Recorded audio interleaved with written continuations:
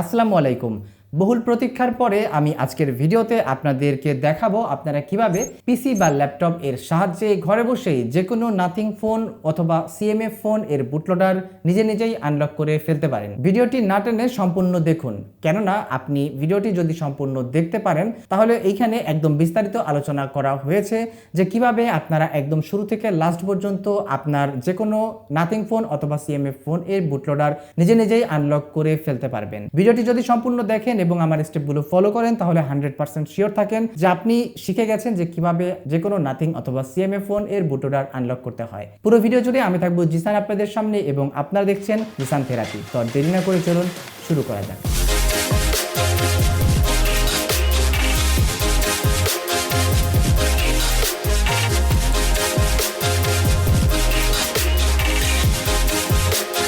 অনেকদিন যাবত আমি বিভিন্ন ফোন কিভাবে root custom ROM recovery install করতে হয় এই টাইপের ভিডিও দিয়ে যাচ্ছি। আপনারা 99% লোক সাকসেস হওয়ার পরেও আমার চ্যানেলটিকে সাবস্ক্রাইব করে যাচ্ছেন না। এতে করে কিন্তু আমরা একদমই ডিমোটিভেট হয়ে থাকি, কেননা যখনই আপনারা আমাকে সাপোর্ট করা বন্ধ করে দিবেন তখন কিন্তু আপনাদেরকে এই জিনিসগুলো শেখানোর প্রতি আমাদের তেমন কোনো আগ্রহ থাকবে না। তাই আশা করি আপনারা এখন থেকে ভিডিও দেখবেন এবং লাইক কমেন্ট শেয়ার করবেন, পাশাপাশি আমার চ্যানেলটিকে সাবস্ক্রাইব করে দিবেন। এতে করে আমাদের মধ্যে আপনাদেরকে শেখানোর আরো বেশি আগ্রহ থাকবে। মূল কাজে যাওয়ার আগে আপনাদের জানা প্রয়োজন যে অ্যাকচুয়ালি আমরা বুটলোডার আনলক কেন করব। বুটলোডার হচ্ছে আমাদের ফোনের একটি সিকিউরিটি লেয়ার। আপনি যতক্ষণ না পর্যন্ত ম্যানুয়ালি আপনার ফোনের এই সিকিউরিটি ব্রেক করছেন ফোনটির বুটলোডার লক অবস্থাতেই থাকবে। যখনই আপনি ম্যানুয়ালি আপনার ফোনের বুটলোডার আনলক করবেন ঠিক তখনই আপনার ফোনের বুটলোডার আনলক হয়ে যাবে। মনে রাখবেন আপনি যখনই আপনার ফোনের বুটলোডার আনলক করে ফেলবেন আপনার ফোনের কিন্তু ওয়ারেন্টি চলে যাবে এবং আপনি যখনই আবারও এই ফোনের বুটলোডারটি লক করে ফেলবেন আবারও আপনার ফোনের ওয়ারেন্টি ব্যাক পেয়ে যাবেন। তো যাই হোক, অনেকেই রয়েছেন আপনারা নিজেই আপনার ফোনের কাস্টম রোম অথবা রুট ইনস্টল করতে ভয় পাচ্ছেন। যদি কোনো কারণে ফোন ডেড হয়ে যায় তাহলে আপনারা কিন্তু চাইলেই আমার সাথে যোগাযোগ করতে পারেন। আমি দূর থেকেই আপনার যে কোনো ফোন পিসি বা ল্যাপটপ এর সাহায্যে অথবা ছাড়া আপনার ফোনকে রুট করে দিতে পারবো। আপনি পৃথিবীর যে কোনো প্রান্তেই থাকেন না কেন আমার সাথে কিন্তু এই বিষয়ে আরো বিস্তারিত আলোচনা করতে আমার হোয়াটসঅ্যাপে যোগাযোগ করতে পারেন। আমার কন্ট্যাক্ট ইনফরমেশন ভিডিও এর স্ক্রিনে বা ডেসক্রিপশনে দেওয়া থাকবে। অবশ্যই এই কাজগুলো করার জন্য আপনাদেরকে সার্ভিস চার্জ দিতে হবে, সেটা অবশ্যই মাথায় রেখে তারপরেই মেসেজ করবেন। বুটলোডার আনলক করার আগে আপনারা অবশ্যই দুইটি বিষয় খেয়াল রাখবেন।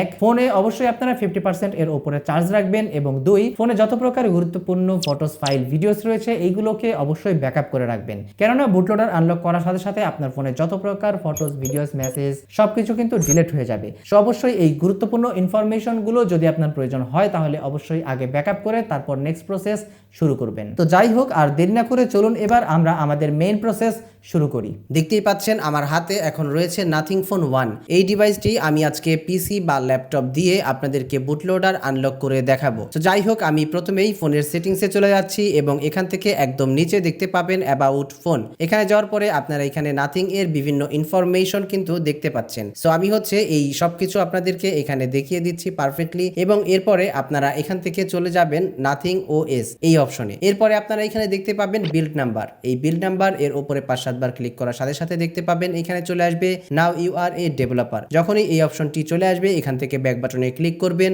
এরপর এখান থেকে চলে যাবেন সিস্টেম। এখান থেকে নিচে দেখতে পাচ্ছেন যে ডেভেলপার অপশন। এরপরেই আপনারা আবারও একটু নিচে যাবেন এবং দেখতে পাবেন ওইএম আনলকিং নামে একটি অপশন রয়েছে। এই অপশনটিকে আপনারা অবশ্যই এখান থেকে অন করে দিবেন এবং এরপরে আবারও একটু নিচে যাওয়ার পরে দেখতে পাবেন ইউএসবি ডিবাগিং নামে একটি অপশন রয়েছে। এই অপশনটিকেও আপনারা এখান থেকে অন করে দিবেন। এই দুইটি অপশন অন হয়ে গেলে আপাতত আমাদের ফোনে আর কোনো কাজ নেই। এবার হচ্ছে আমরা ডিরেক্টলি আমাদের পিসি স্ক্রিনে চলে যাব। পিসি স্ক্রিনে আসার পরে আমি এখান থেকে নাথিং ফোন 1 ফোল্ডার এ চলে যাচ্ছি। আমি অলরেডি নাথিং ফোন 1 ফোল্ডারে প্ল্যাটফর্ম টুলস ডাউনলোড করে রেখেছি। কিভাবে প্ল্যাটফর্ম টুলস ডাউনলোড করবেন এবং প্রপারলি সেটআপ করবেন এই নিয়ে আমার ইউটিউবে একটি বিস্তারিত ভিডিও রয়েছে। আপনারা প্রথমে ওই ভিডিওটি সম্পূর্ণ দেখে প্ল্যাটফর্ম টুলস সেটআপ করে নেবেন। এরপর দেখতেই পাচ্ছেন এই যে ফাঁকা অংশটি রয়েছে এখানে ক্লিক করার পরে আমরা লিখে দিব সিএমডি, লিখে ইন্টার এ প্রেস করে দিব। এরপরে আপনারা দেখতে পাবেন আপনাদের সামনে এরকম একটি কমান্ড প্রম্পট চলে আসবে, যেখানে আমি এবার লিখবো এডিবি ডিভাইসেস, লিখে আমি এখানে ইন্টার এ প্রেস করে দিচ্ছি। দেখতেই পাবেন এইখানে আমাদের কোনো ডিভাইস কিন্তু শো করছে না। এর কারণ হলো আমরা এখনো আমাদের পিসি